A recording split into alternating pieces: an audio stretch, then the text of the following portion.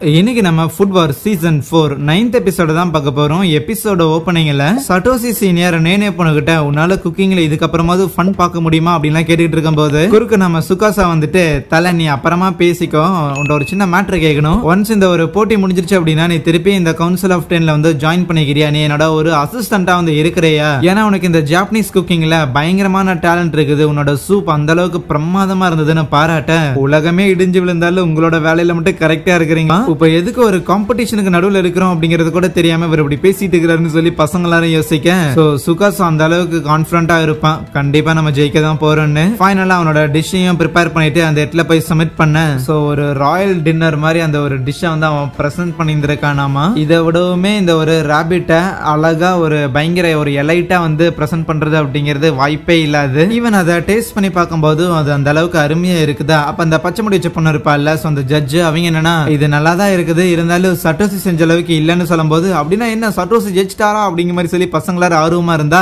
ஆனா அதுல இன்னொரு லேடி முதல்ல உள்ள இருக்கிறது சேர்த்து சாப்பிட்டு பாருமான்னு சொல்லுவாங்க. சோ கீழே பார்த்தா ஏதோ ஒரு விதமான மஷ்ரூமை வந்து ஆட் பண்ணியிருந்திருக்கானாமா. சோ அது மட்டும் இல்லாம நம்ம எரினாவோட அப்பாவுமே ஓகே இந்த பையன் என்ன சேர்த்திருக்கான் அப்படிங்கிற மாதிரி சொல்லிட்டு அவரு ஒரு பெரிய ஒரு விரிவாக்கம் ஒண்ணு கொடுக்க. ஆனா அது மட்டும் இல்லாம ராபிட்டை தான் மெயினா வச்சு பண்றாங்க அப்படிங்கும் போது சோ அது கூடவே மத்த இன்கிரிடியன்ட்டே ஆட் பண்ணியிருந்திருக்கான். ஆனா அதுவுமே வந்து பெர்ஃபெக்டான ஒரு லெவல்ல இருக்குது. இன்னும் சொல்ல போனா இந்த குக்கிங் இந்த ஒரு இன்கிரிடியன்ட்ஸ பத்தின அந்த நாலேஜ் இந்த அளவுக்கு இல்ல அப்படின்னா ஒரு நபரால இதை பண்ணவே முடியாது. ஒரு ஆர்டினரியான ஒரு செஃப்பால இந்த அளவுக்கு ஒரு டேஸ்ட் வந்து புல் ஆஃப் பண்றது அப்படிங்கிறது வாய்ப்பே இல்லாத ஒரு விஷயம். ஆனா அதை இங்க சுகாசா பண்றான் அப்படின்னா டெஃபினட்டா ஒரு ஜீனியஸ் தான் அக்னாலேஜ் பண்றாங்க. நான் பிரசன்ட் பண்ண போற டிஷ் அந்த அளவுக்கு இருக்கணும் அப்படின்னா அதுக்கு நான் எதை வேணாலும் பண்றதுக்கு தயாரா இருக்கிற ஒரு நபர் தான் அப்படிங்கிற மாதிரி தான் சுகாசா அந்த இடத்துல ஜெயிக்கிறான். சட்டோசி சீனியரே தோத்து போயிட்டாரா அப்படின்னா ஒண்ணுமே பண்ண முடியாது அப்படின்னு பசங்க எல்லாரும் சோகமாகும் போது சுகாசா திருப்பி கேட்பான், ஆமா நீங்க கூட ஜாயின் பண்ணிக்கிறியா, ஏன்னா உனக்கு இவ்வளவு திறமை இருக்குது, நீ ஜஸ்ட் பிகாஸ் எங்களுக்கு எதிராக இருக்கிற காரணத்துக்காக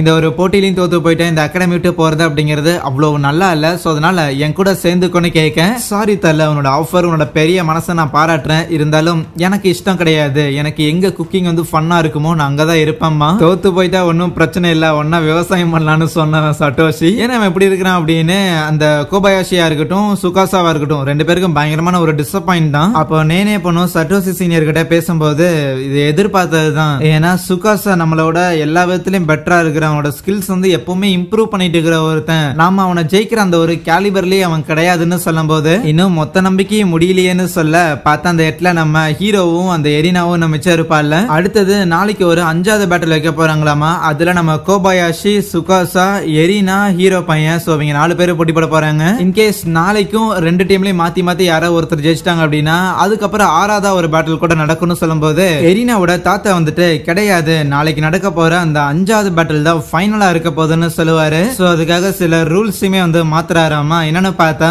சோ 2 டீம்லயுமே 2 பேர் இருக்கிறாங்கல்ல, சோ எப்படியும் இவங்க ஆளுக்கு ஒரு டிஷ் வந்து பண்ணதான் போறாங்க. பட் இருந்தாலும் அந்த டிஷ்ஷை வந்து அவங்க பண்றாங்கல்ல, ஆனா அதை வந்து இவங்களுக்கு எதிராக இவங்க அப்படிங்கிற மாதிரி இல்லாம கம்ப்ளீட்டா இந்த டீமுக்கு எதிராக இந்த டீம் அப்படிங்கிற மாதிரி தான். சோ 2 டிஷ்ஷையும் வந்து சேர்த்தி வச்சுதான் வந்து யாரு பெட்டரா பண்ணிருக்காங்க அப்படின்னு சொல்லிட்டு ரிசல்ட் வந்து தர போறாங்க. சோ அதுலயே இந்த 5வது பேட்டில் வந்து முடிச்சிடலாம் அப்படிங்கும் போது நம்ம எரினாவோட அப்பா கிட்ட இதை பத்தி கேட்க அவனுமே ஓகே ஃபைன் எனக்கு இதுல ஒன்னும் பெரிய பிரச்சனை இல்லைன்னு சொல்லிடுவான். ஒரு டீமோட சமையல லைக் ஒரே நட்ல வச்சு அங்க மார்க் போடுறது அப்படிங்கறது பெட்டரான ஒரு ஐடியா தான். இருந்தாலும் என்ன எரினாலதான் இதை ஒழுங்கா பண்ண முடியுமான்னு தெரியாது. இன்னும் சொல்ல போனா இவளுக்கு இதுல ஜெயிக்கிற அளவுக்கு கெப்பாசிட்டி இல்ல, அது என்ன விட யாராலையும் பெட்டரா சொல்ல முடியாதுங்கும் போது அதுக்கு எரினா தகப்பா நீ இப்பெல்லாம் தப்பா பேசிட்டு இருக்க கூடாது, உன்னோட பேச்செல்லாம் கேட்டுட்டு உனக்கு அமைதியா போற மாதிரியான ஒரு புள்ள நான் கிடையாது, நான் எவ்வளவோ மாறி இருந்திருக்கேன்னு சொல்ல அதுக்கு அவர் சிரிச்சுக்கிட்டு ஆமா டீனேஜ்ல இருக்கும் போது நம்ம பேசுறது எதையுமே வந்து குழந்தைங்க புரிஞ்சுக்க மாட்டாங்க, இது எனக்கு புரியுது, ஆனா ஒன்ஸ் உனக்குள்ள இருக்கிற இந்த மாதிரியான இந்த குறுக்கடான ஐடியாஸ் எல்லாத்தையுமே நாங்க பியூரிஃபை பண்ணதுக்கு அப்புறம் நான் எந்த மாதிரி இந்த ஒரு கலினரி வேர்ல்ட மாத்தணும்னு நினைக்கிறேனோ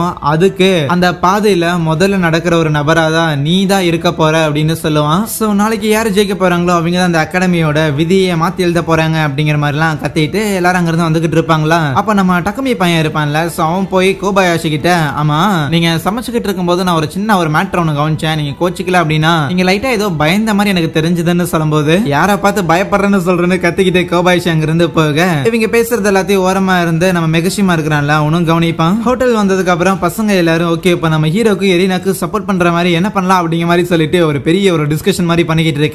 நம்ம கூகா சீனியர் தான் வந்துட்டு எதுக்கு பார்த்தா இல்லாம இந்த மாதிரி ஒரு பெரிய ஒரு டிஸ்கஷனை போட்டுக்கிட்டு இருக்கிறீங்க, இப்ப நம்ம அவங்க 2 பேரையும் சப்போர்ட் பண்றது அப்படிங்கறது தேவைதான். ஆனா எந்த விதத்துல தெரியுமா, அவங்க கண்டிப்பா ஜெயிப்பாங்க அப்படின்னு நம்பி இருக்க வேண்டியதான் அப்படின்னு சொல்ல, இவன் எதுக்கு இப்ப கிளவி மாதிரி பேசுறான் அப்படின்னு எல்லாரும் பாப்பாங்க. இங்க ஹீரோவும் நம்ம எரினாவும் என்ன சமைக்கலாம் அப்படின்னு சொல்லி ஒரு பெரிய ஒரு பஞ்சாயத்து மாதிரி பண்ணிக்கிட்டு இருப்பாங்களா. நம்ம ஹீரோவும் சரி சரி இதெல்லாம் பண்ணலாம் அப்படிங்கிற மாதிரி சொல்லிட்டு சில டிஷ் எல்லாமே சொல்லுவான். பட் இருந்தாலும் அது எதுவுமே வேலைக்கு ஆகாது, சும்மா தோத்து போயிடும்டா அப்படிங்கிற மாதிரி எரினா கத்திக்கிட்டு இருப்பான். அதுவே இங்க அந்த சுகாசாவும் கோபாயாஷியும் பேசிட்டு இருக்கும் போது, சோ எப்படியும் நம்ம ஜெயிக்க தான் போறோம் அப்படின்னு கோபாயாஷி சொல்ல, தெரிஞ்சாதான் அப்படின்னு சொல்லிட்டு சுகாசா அங்க இருந்து போகும்போது, அப்ப மெகுஷிமா வந்துட்டு என்ன மன்னிச்சிடு கோபாயாஷி, என்னால உன்னை தோக்கடிக்க முடியலன்னு சொல்லுவான். ஏன்னா இந்த டீம்ல மத்தவங்களோட நீ தான் அதிகமா கஷ்டப்படுற மாதிரி தெரியுதுன்னு சொல்லும்போது அப்படியே கொஞ்சம் பேசிக்கிட்டு இருப்பாங்க. கோபாயாஷி சொல்லுவா, லைக் ஒன்ஸ் நாம இங்க வரக்கு முன்னாடி வரைக்கும் இது ஒரு நமக்கு எட்டாத கனியா தான் இருந்துச்சு. அது எட்டாத கனியா இருக்கிற வரைக்கும் அது எப்படி இருக்கும் என்னவா இருக்கும்னு சொல்லி ஒரு பெரிய ஆர்வம் இருந்தது. பட் ஒன்ஸ் இந்த இடத்துக்கு நம்ம வந்ததுக்கு அப்புறம் இது பெருசா அந்த அளவுக்கு இல்லையேங்கிற ஒரு ஃபீல் தான் வருதுன்னு சொல்ல, ஒரு 5 வருஷத்துக்கு முன்னாடி ஒரு பிளாஷ்பேக்.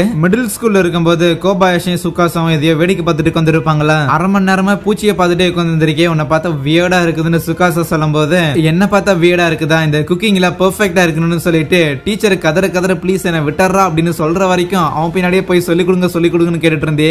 அது உனக்கு வித்தியாசமா தெரியலையான்னு கேட்க, ஏய் நான் இந்த அகாடமில சர்வை பண்ணி ஆகணும்ப்பா, நான் எப்படியாவது ஒரு டாப் ஸ்டூடெண்ட் ஆகணும், அதுக்கு இதெல்லாம் தேவைன்னு சொல்லுவானா. நீ இப்பயும் கிளாஸ்ல நம்பர் 1 ஸ்டூடெண்டா தான் இருக்கிற, சோ இந்த கவுன்சில் ஆஃப் 10ல நீ நம்பர் 1 எடுக்க போற அப்படின்னா ஓகே நான் நம்பர் 2 சீட்டை எடுத்துக்கிறேன்னு சொல்லியிருந்திருப்பா. இவங்க பேசுறதா நம்ம மெகஷிமாவும் அன்னைக்கு கவனிச்சிருந்திருப்பானா. சோ அதுக்கப்புறம் இவென்ச்சுவலி இவங்க கவுன்சில் ஆஃப் 10ல நம்பர் 1 அண்ட் நம்பர் 2 சீட்டையும் எடுத்திருந்திருப்பாங்க. சோ கவுன்சில் ஆஃப் 10ல ஏகப்பட்ட வேலைகளும் இருக்கும் போல. ஆனா அந்த எந்த வேலைகளையும் நம்ம சுகாசாவால ப்ராப்பரா பண்ண முடியாது. கவுன்சில் ஆஃப் 10ல இருக்கிற மத்தவங்களோட சப்போர்ட் இருந்தா மட்டும்தான் அவன் பண்ண முடியும். சோ குக்கிங்கை தவிர மத்த எல்லாத்துலயும் அவன் கோழி முட்டை தான். பட் இருந்தாலும் சில டைம் இந்த பெரிய பெரிய பணக்காரங்களுக்கு போய் சமைச்சு கொடுப்பாங்கல்ல. சோ அந்த டைம்ல அவங்க பரவாயில்ல இந்த அகாடமில இருக்கிற நம்பர் 1 ஸ்டூடெண்ட் பயங்கரமா சமைக்கிறான் அப்படின்னு பாராட்டினாலுமே, என்ன அவனுக்கு பாராட்டுறது எனக்கு காண்டாகுது அப்படின்னு தான் சுகாசா யோசிப்பான். யூஎஸ்ல போய் சமைச்சிருந்திருப்பானா. சோ அன்னைக்கு இருக்கிற எல்லாரும் அந்த டிஷ்ஷை பாராட்டி இருந்திருப்பாங்க. சோ அப்போ அங்க இருந்த நம்ம எரினாவோட அப்பா வந்துட்டு, ஏய் சுகாசா பையன் அவனோட டிஷ் வந்து பயங்கர சூப்பர்பா இருக்குது, ஆனா அந்த டின்னர் டேபிள்ல உட்கார்ந்துட்டு இருந்த அந்த பன்னிங்களுக்கு நீ என்ன சமைச்சிருந்திருக்க அப்படின்னே தெரியல.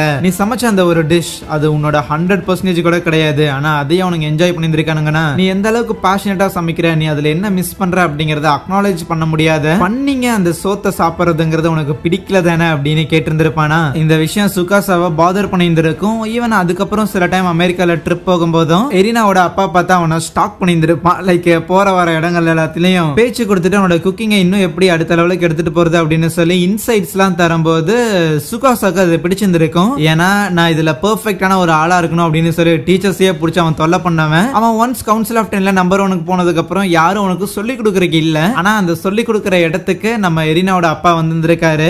அது மட்டும் இல்லாம அவர் அப்பவே சொல்லியிருந்திருப்பாரு, இந்த மாதிரி என் பொண்ணு ஒருத்தி இருக்கிற, அவளுக்கு காட் டங்க் அப்படின்னு சொல்லி ஒரு பவர் ஒரு எபிலிட்டி மாதிரி ஒண்ணு இருக்குது. சோ அதை நானே தான் அவளுக்கு அந்த ஒரு டேஸ்டிங் ஸ்கில்லை வந்து இம்ப்ரூவ் பண்ணி விட்டேன். ஆமா அந்த ஒரு பொண்ணு உனக்கு ரொம்ப நல்லா தெரியும், உங்க அகாடமில படிச்சுட்டு இருக்கிறேன். கவுன்சில் ஆஃப் 10ல 10th சீட்ல இருக்கிற எரினா தான் நான் அவளோட அப்பா அப்படின்னு சொல்லியிருந்திருப்பானா. இதையெல்லாம் கோபாயாஷி சொல்லும் போது அப்ப மெகஷிமா கேட்பான், ஓகே இவ்வளவு பிரச்சனை இருக்குது அப்படின்னா முன்னாடி இருந்தே அந்த சுகாசா பையனை எரினாவோட அப்பா வந்து மீட் பண்ணிட்டு இந்த அகாடமியை வந்து டேக் ஓவர் பண்ணணும் அப்படின்லாம் ட்ரை பண்றாருன்னா இப்ப எதுக்கு தேவையில்லாம நீ எரினாவோட அப்பாக்கு சப்போர்ட் பண்றேன்னு கேட்டா, மேபி எரினாவோட அப்பா வந்ததுக்கு அப்புறம் இங்க நிறைய மாற்றங்கள் ஏற்படும் நான் நினைச்சேன். ஆனா அந்த மாற்றங்கள் சுகாசாவை இன்னும் டெவலப் பண்ண ஹெல்ப் பண்ணும். ஆனா அவன் டெவலப் பண்றான் அப்படின்னா அவன் கூட என்னாலே டிராவல் ஆக முடியும்ல, அவ்வளவுதான் அப்படின்னு சொல்லுவா. அப்படியே கட் பண்ணா அடுத்த நாள் போட்டி போடுறதுக்காக வந்துடுறாங்க. பார்த்தா நம்ம சுகாசா தான் மெயின் டிஷ் பண்ண போறா. நம்ம ஹெல்ப் பண்றதுக்காக கோபாயாஷி கூட இருக்க போறா. அதுவே நம்ம ஹீரோஸ்ல எரினாவும் ஹீரோவும் தூங்கி இருந்திருக்க மாட்டாங்க போல. பட் இருந்தாலும் யாரு மெயின் டிஷ் பண்றதுன்னு சொல்லி அந்த இடத்துல ராக் பேப்பர் சீசர் எல்லாம் போட்டு விளையாண்டுட்டு இருப்பாங்க. சோ இறுதியா அதுல எரினா ஜெயிக்க போறான் அப்படின்னு கான்ல இருப்பானா. பிளஸ் அங்கே அந்த